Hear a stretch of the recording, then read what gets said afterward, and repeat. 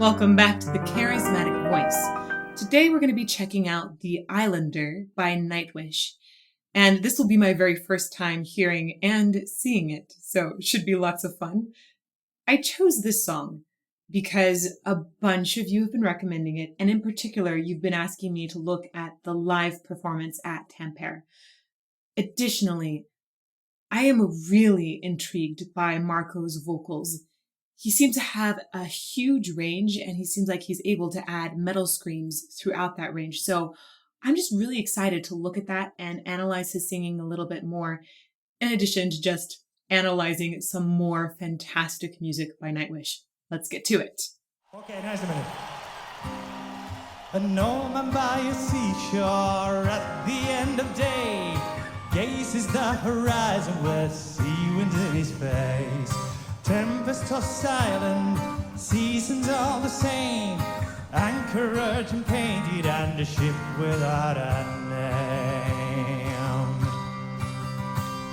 Sea without a shore for the vanished one unheard. He lightens the beacon light at the end of world, showing their way, lighting hope in their hearts. Once in their travels homeward from afar.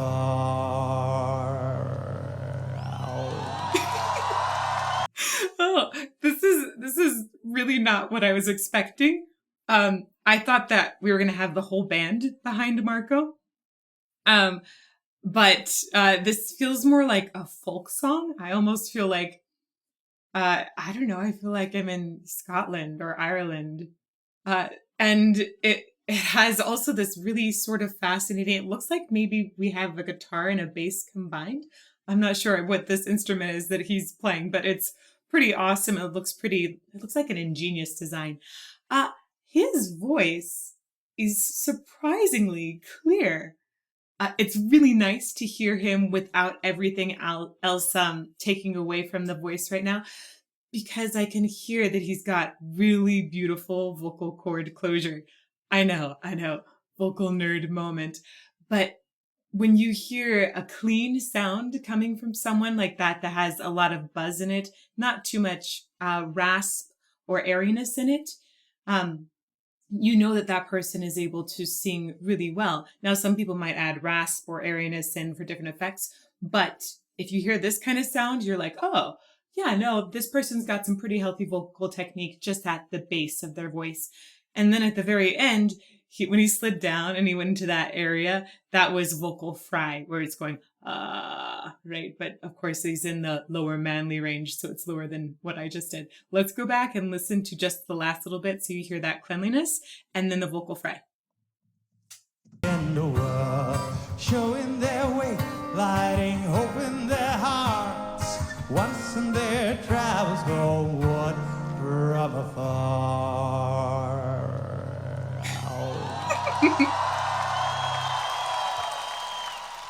Eli jos mä soitaisin kertosäkeen, niin te varmaan laulatte mukana.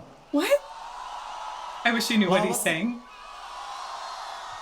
Okei, sit se vedetään. This is for long forgotten, light at the end of the world, horizon crying, the tears he left behind long ago. Whoa. So most of the time he's been having resonance that's been a little bit more forward, sometimes even going a tiny bit nasal.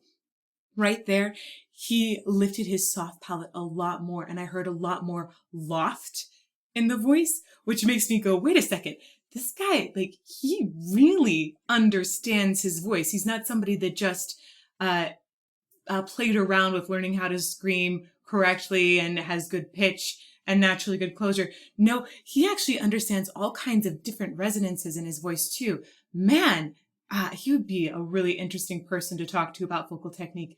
He seems to have just a ton of possibilities available to him. Also, look at the way that his leg is up on the box there. Yes, that's helpful for guitar, but it's also really helpful for vocal support. That position helps a person sing down lower to their support muscles. So I like seeing this and knowing that this is actually a really great position to sing in.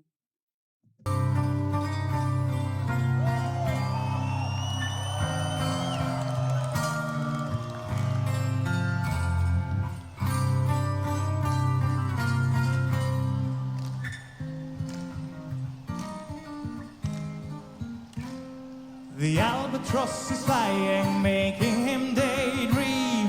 Time before he became one of the world's unseen. Princess in the tower, children in the fields. Life gave him it all, and now I know the universe.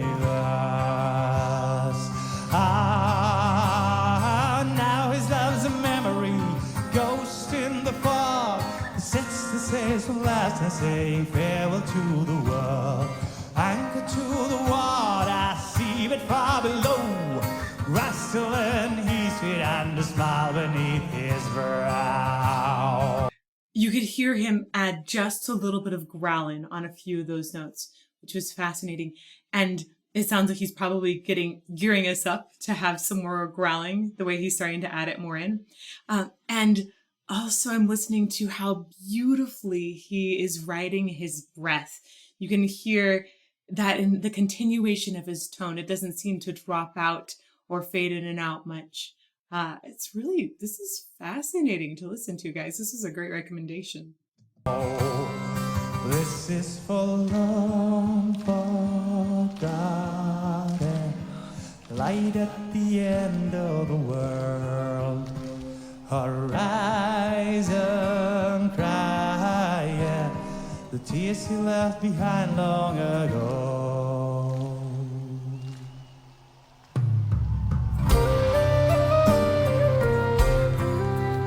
Okay, I'm excited. We do have the rest of the band. I really loved hearing him on his own because that let me really get into his voice and analyze it a little bit more. But it looks like we're going to have some more of the band here, so that'll be exciting too. And it definitely feels like a folk song to me, which is indicated also by, it sounded like some sort of flute or pipe that just started playing.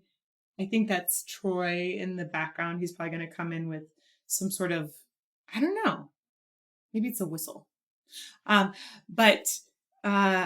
was one other thing. In Marco's voice, one of the things that he does that's really interesting to me and lends itself to his tone quality having a little more ping, I think, I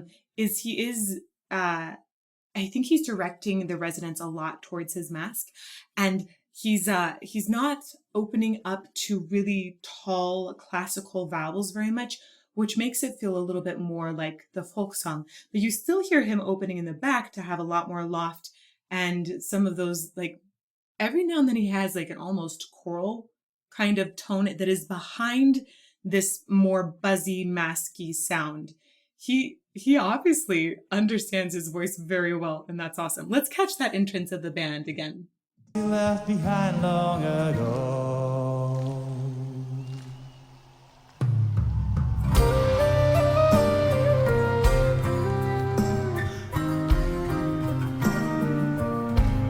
So long ago. There's Tuomas. So long ago. Hi!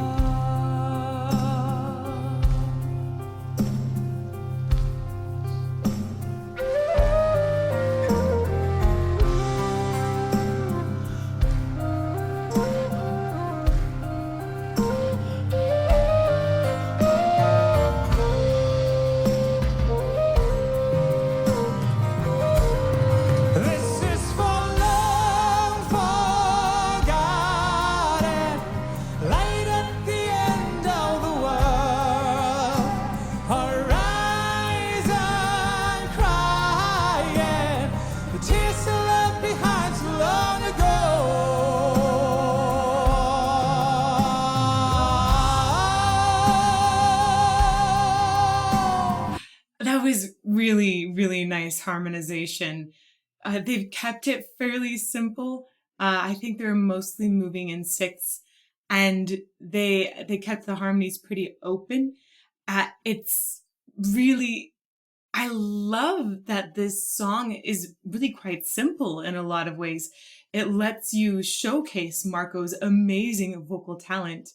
And I love this pipe or whistle, whatever it is that Troy is playing. Please go ahead and somebody post about that down below so that we know exactly what that instrument is. I love that this feels, it really feels more stripped down than a lot of the other Nightwish songs that I've heard. And it's a surprise, a really big surprise to hear.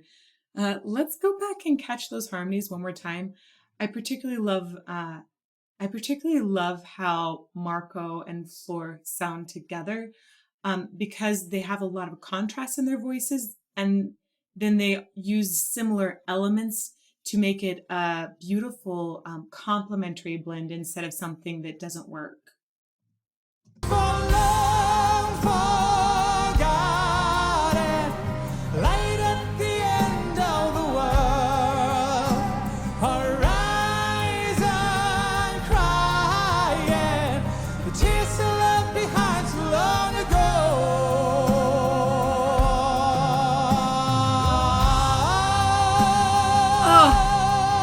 Listen to what he does with his resonance while he's holding this note out. He like brings it forward and then shoots it back up when he goes up higher. See,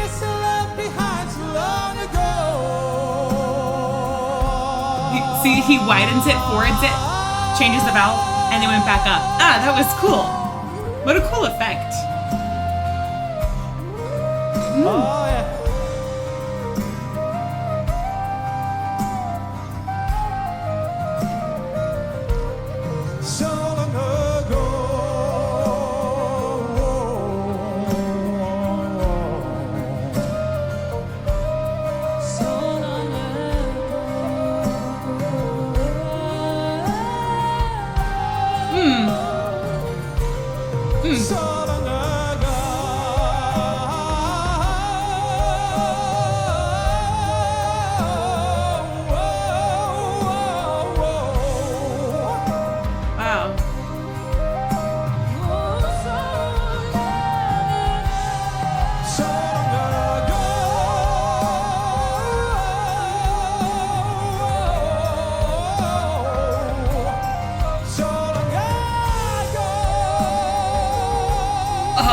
That was good. Whoa! Woo! Woo! Woo! They both went up very, very high in full belts there at the end. That was impressive endings. I also loved there was a note that he went up to and then added a little bit of extra texture on at the top. I want to go back and catch that again. That one definitely gave me shivers. Also, I love the way that his and Floor's voices are kind of interweaving at this point. It's really, really awesome writing. I don't know if that was their collaboration with Tuomas or if he wrote it like that originally, but I think it's really good vocal writing. So let's go back and catch this last part again. Ah, man, I love how he adds grit.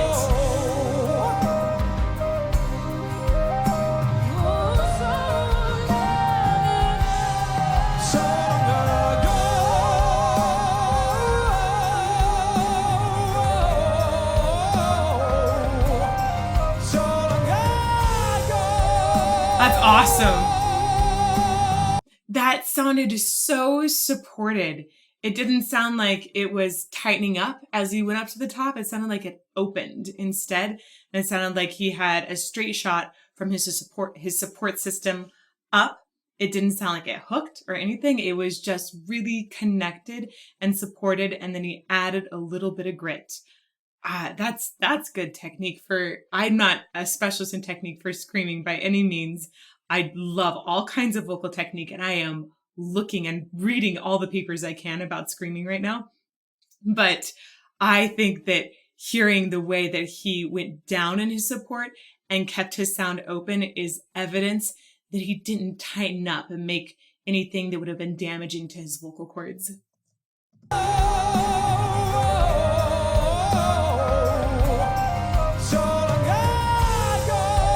Yeah.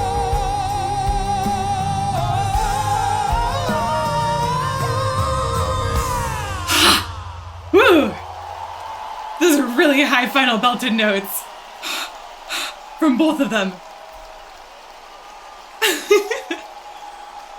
Aw.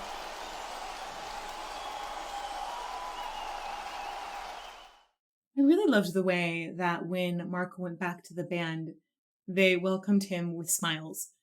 You could tell that they were excited for him to have had a really great performance. And I think that just shows the wonderful camaraderie and the how much they enjoy making music together. It's pretty awesome to see. This song was completely eye-opening for me. I had no idea that Marco had so much control over his voice and also so much versatility. He's really able to pick and choose when he wants to add any grit. It sounds like there's tons of different growls and screams that it sounds like he's able to use different types and add them in here and there, high or low, wherever he wants. And in addition to that, I could tell he really was aware of his resonance and how to play and modulate that. So it was just fascinating to get to analyze his voice a little bit more. You guys make great recommendations. Okay. Thank you so much for your recommendations. I'm in awe of how you've led me on a different journey than I would have ever taken on my own. It's so fun to get to discover new music through you. So please keep making those recommendations down below. And also come and say hello to me in the live chats during premieres. Every Monday and Friday at 8 a.m., I host a live chat. And if you don't want to miss out on that, make sure you hit subscribe and also turn on the bell to get notifications. I hope to see you soon.